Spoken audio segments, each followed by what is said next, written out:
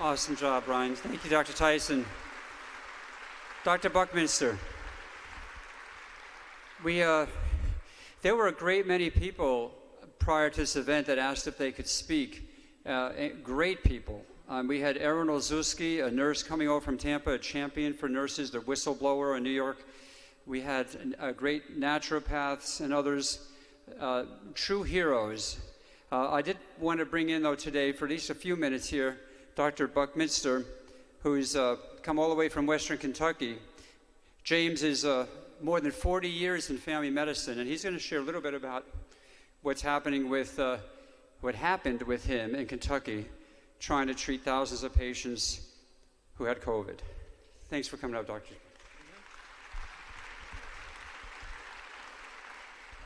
Hi, I'm Dr. James Buckmaster. I'm from a little town in Western Kentucky. I'm a solo practitioner. I've been there for about 40 years. I just had my wife and myself to run the practice. Some of our staff left early because they had to go home and take care of their children. And once they closed the schools, so it was just her and myself. And we've worked 14-hour days probably for the last year. And in the last 2 months, we've worked 14 hours a day, 7 days a week. And we've come to somewhere around the number of 7,000 patients that we have treated successfully for COVID. And our patients, most of them, of course, Henderson's not that big. We didn't have 7,000 people there, but we had a lot of telehealth people that called us. And, I've worked harder now than I did as an intern. And I'm trying to retire. So it's just, my whole career is flipped upside down. And I was shaking my head thinking, oh, I just want to go home, But anyway, I was created to heal, and that's what I was going to do. And if it meant my own life, I was going to do it.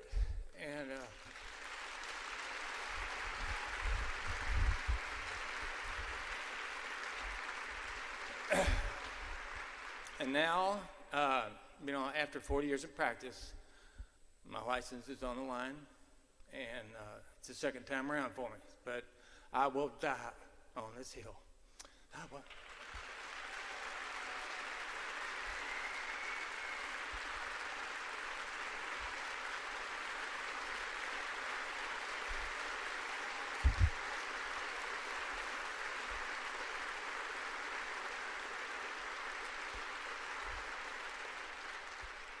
I heard the gentleman speak earlier, and I've walked the same walk. I felt like I was hearing my own life being represented.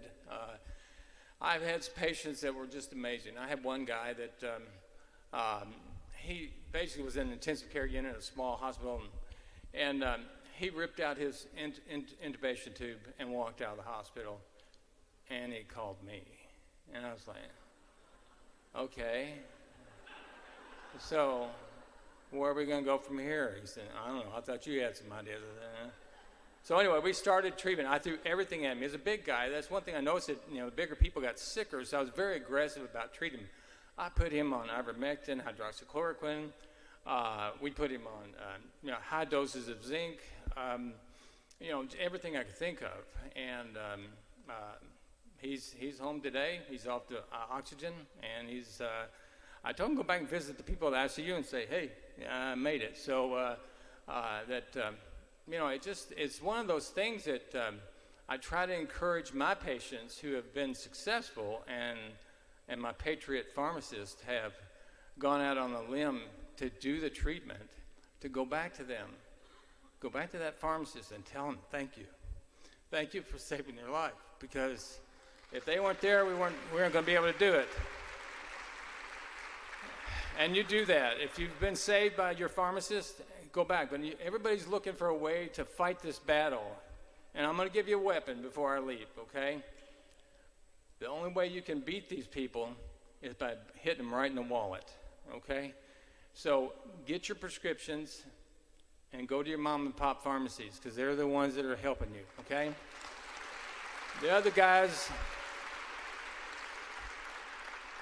are going to let you die in their parking lot. And I tell patients over and over, and they're like, gosh, it's so much more expensive there. I have to, take all my prescriptions over. I said, Well, freedom has a cost, and that's it. You're going to pay a little higher maybe, but you're still going to be free, because if we didn't have those little mom and pop pharmacies, I couldn't do a thing. I could not do a thing. So you think those young men and women and the older guys out there that still have their little shop out there, because they're saving lives every day. And if it wasn't for them, I couldn't treat people in Tennessee or people wherever else they called from, because those places, without them, I tell them we'd all be dead. So thank you for listening. I appreciate you guys asking me to come down. Thanks, sir. Appreciate it. Thank you, James.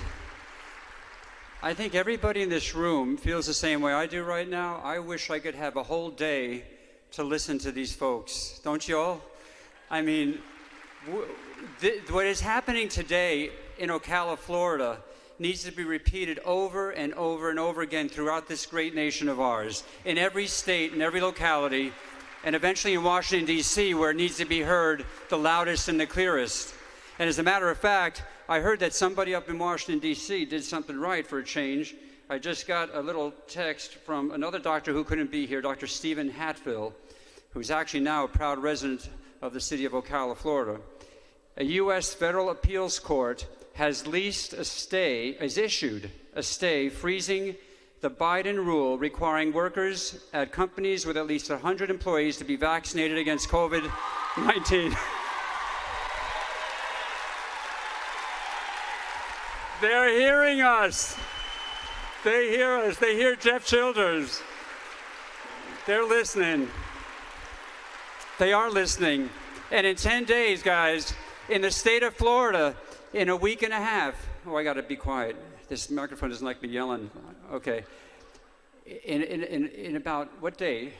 9 days from now, the emergency legislative session in Tallahassee that was mandated by our great governor DeSantis